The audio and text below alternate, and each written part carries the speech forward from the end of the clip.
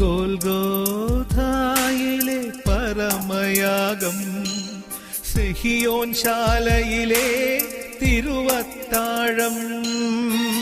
വിശുദ്ധ കുരിശ് കണ്ടെത്തിയ ഇടം. കബറിടപ്പള്ളിയിലെ കാതോലിക്കോണിൻ്റെ പിന്നിൽ പടയാളികളുടെ കപ്പേളകൾക്കിടയിൽ ഒരു കവാടമുണ്ട് താഴോട്ടിറങ്ങാൻ. 29 പടവുകൾ.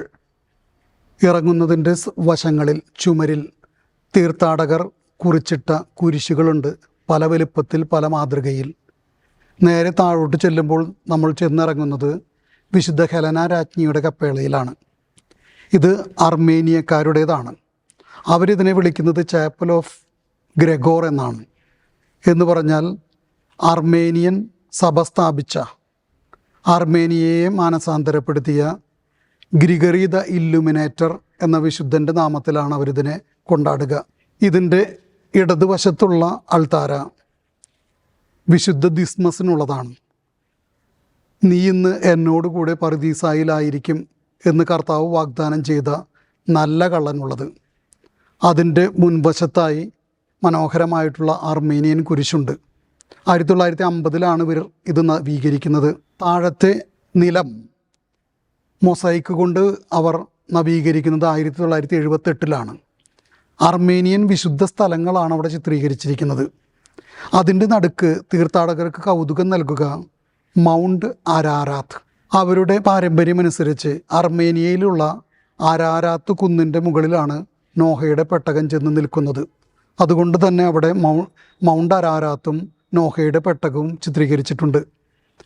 വലതുവശത്ത് വീണ്ടും പടവുകൾ, 22 പടവുകൾ ഇറങ്ങിയാൽ താഴെ ചെല്ലുന്നിടം ഫ്രാൻസിസ്കൻസിൻ്റേതാണ്.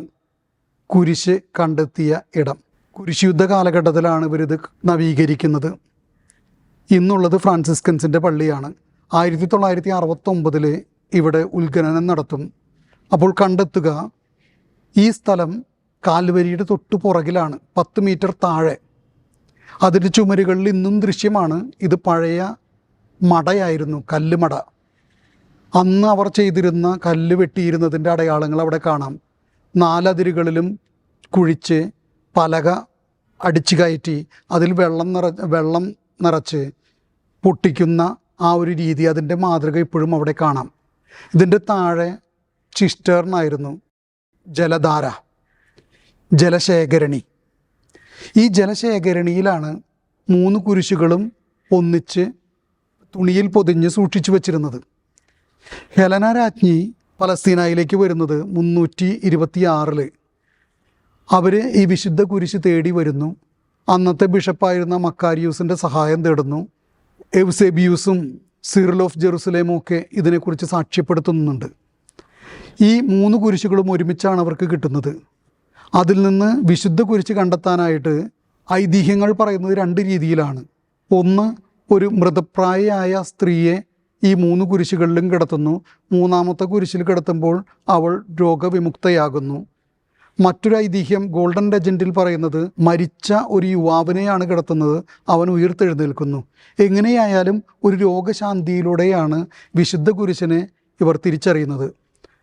പിന്നീട് ഈ കുരിശിൻ്റെ ഒരു ഭാഗം റോമിൽ ഹോളി ക്രോസ് ഇൻ ജെറൂസലേം എന്ന് പറയുന്ന ബസലിക്ക, നമ്മുടെ ഹെലന രാജ്ഞിയുടെ വീടായിരുന്ന സ്ഥലത്ത് അവരിവിടെ നിന്നുള്ള മണ്ണ് കൊണ്ടുപോയി സ്ഥാപിച്ച് അതിനു മുകളിൽ സൂക്ഷിച്ച വിശുദ്ധ കുരിശിൻ്റെ ഒരു ഭാഗം.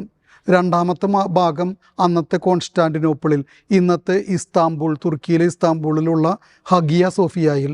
3ാമത്തെ ഭാഗം ഹോളി സെപ്പുൾക്കർ കബറുടെ പള്ളിയിൽ. ഒരു കഷ്ണം ഗ്രീക്ക് ഓർത്തഡോക്സുകാരുടെ കയ്യിലും ഒരു കഷ്ണം ഫ്രാൻസിസ്കൻസിൻ്റെ കയ്യിലുമായിട്ട് സൂക്ഷിക്കുന്നു.